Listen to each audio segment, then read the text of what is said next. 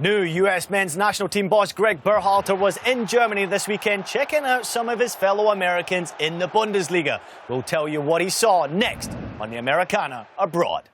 Welcome back to the Beer Cellar. I'm Ian Joy alongside Alexi Lalas and Stu Holden. Lots to talk about this weekend as 5 Americans saw some action on Matchday 15. Before we get to all of that, our friend Grant Wall had a chance to talk to the next American star who's heading to the Bundesliga. Here's the latest on Tyler Adams.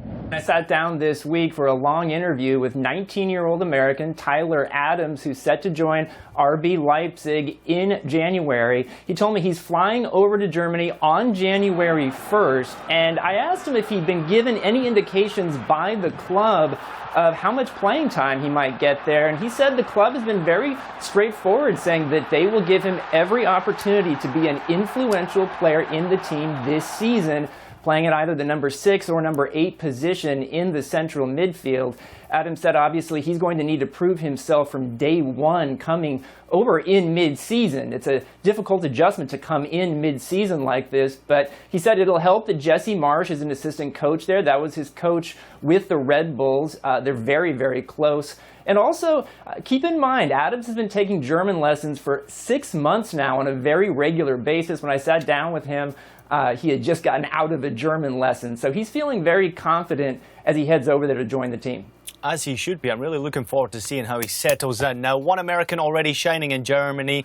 He could be handed a more prominent role with his club. Talk about that one. Yeah, I've learned that 18-year-old American Sebastian Soto, who's a forward with the U.S. under-20 national team, has been called up to Hanover's first team for their winter break camp. This is a great opportunity for him to potentially break into the first team. He's been playing for Hanover in the under-19 Bundesliga so far this season, 10 goals in 14 matches. Soto is number 4 in the goal-scoring charts in the under-19 Bundesliga. This is a guy who developed in the Real Salt Lake organization, but decided to sign with Hanover when he turned 18 earlier this summer. He is off to a terrific start over there. Awesome stuff, as always, Grant. Thank you so much. And everybody else, welcome back into the studio. You enjoy Alexi Lalas and Stu Holden with you. We fixed the studio. We finally fixed the studio. Video footage to come your way shortly. Now, new US soccer boss Greg Berhalter certainly aware of how many Americans are featuring in the Bundesliga, which is why he made the trek to Germany this weekend. One of his stops was the Max Morlock Stadium, where John Brooks started in the centre of defence for Wolfsburg against Nuremberg. Entertaining matchup. I enjoyed this game, and I actually thought Wolfsburg would go on and win this game, but they had to work hard for it. They did, but John Brooks had a very good performance in front of Greg Berhalter, and it's going to be a challenge for Berhalter, I think, to get Brooks to this level that we've seen for him from Wolfsburg. Now, I know he's back healthy. He's come through some of those injury troubles that he's had. He looks consistent. Yeah. But he doesn't look the same in the U.S. shirt. And that is, if Greg Berhalter can get that right, that's a big plus for U.S. fans. Yeah, Greg Berhalter all this past couple of weeks has talked about breaking lines. And you need defenders that obviously can defend, but also when the U.S. does get the ball, be able to find those crucial passes to break lines. And we've seen even a couple of highlights here where he is looking, he's not just making the easy pass, but he's making passes that play out 2 and 3 of the opposition. And that's important going forward because while his primary responsibility is to defend, it's something that he does well. Also, when the U.S. gets a ball, they want to make sure that they have someone competent, and he certainly is. Weston McKennie on the go bench. on, young man. Let's get it. Apparently happy to be on the bench. Was an unused sub in that match. Greg Berhalter was also in attendance in this game. It was Augsburg 1-1. Haji Wright involved in that game. Gregoric got the opening goal, but tough one for Augsburg and for Schalke. Yeah, but Haji Wright's benefiting from some of the injury problems they have up front at Schalke. And while he hasn't convinced me yet with his performances, we keep in mind that he's a younger player. He's getting these experiences, getting these opportunities.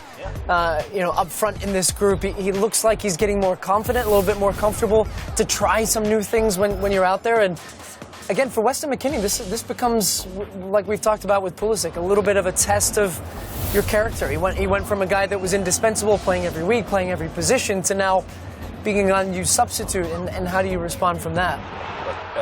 A U.S. men's national team eligible player playing any type of minutes is always a good thing for Greg Berhalter, for all of us that are looking forward and rolling it out to 4 years from now. Well, there's a good look at all the Americans who performed on Matchday 15 in the Bundesliga. Christian Pulisic and Josh Sargent, late substitutes in a match going head-to-head against one another. Fabian Johnson, of course, struggling at this moment in time with injury and even trying to get into the team. So it's amazing to me to see so many Americans now in the league and having a lot of attention now because branding is so important for the Bundesliga. So having an American there, for one thing, is very important for branding, but these are some good players who are out there, and these players have a great opportunity to further their career. Is there one in particular, Alexi, that stands out to you that needs to do well this winter break, potentially going into the second part? Well, I think this winter break is going to be crucial for all of these players. And as you mentioned, it is a league that embraces American players and gives them opportunity. Up to them how far they take it, but we always look at it in the context of the national team. So I still am not convinced that Christian Pulisic is going to be the man come 4 years from now in the World Cup. However, if he is for the U.S., if he is, though, that's who I'm interested in, because all of this talk swirling around about is he going to go, isn't he going to go, where is he going to go, how much is he going to go, is he going to go to Chelsea, is it going to be for 40, 80, whatever it ends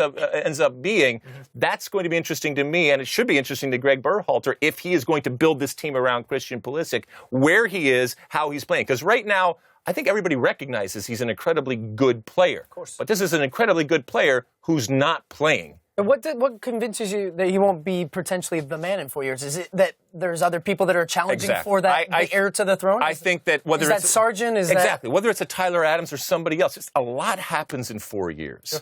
And whether it's a Tyler Adams or somebody else, I just look at and maybe even players that we're not even looking at right now. 2 years from now, there could be a player that goes over to the EPL or goes over to the Bundesliga or someplace else. Bundesliga, lights it up. Bundesliga. Okay, we could go anywhere. I think or there could be a player there could be a player playing for NYCFC or somebody else. I think Pulisic has something that nobody else in this pool has, as far as his ability on the ball in the final third to create with his speed, with his vision. You know, Josh Sargent's a striker; he's going to score goals. The players like Pulisic, those are once in a generation type of players as far as for U.S. with that number 10 ability. Those players aren't ones that you can churn out. Look, you were a great player, and we all know that a national team is not always about the best players. And certainly at a World Cup, I can attest to it's not always the great players and the best players that make the biggest impact. Is he making a mistake by disagreeing with Dortmund on signing a new contract? No, because I think he's been there for a number of years. I think to go to that next level that we're talking about, a new challenge. Where's that challenge, Stu? I don't have time. I don't have time right now. He's playing in front of 80,000 fans. Top of the Bundesliga, not bad. Looking ahead now, we have an Englische Woche, which means some midweek action. On Tuesday, Christian Pulisic and Borussia Dortmund take on Dusseldorf on FS1. On Wednesday, Schalke host Leverkusen, followed by Josh Sargent's Werder Bremen against Hoffenheim. Both those games available via streaming on Fox Soccer Match Pass. Then next weekend, a trio of games on FS1 with American involvement. Starting with Dortmund versus Gladbach on Friday night. We'll be back to recap it all next week. Until then, auf Wiedersehen.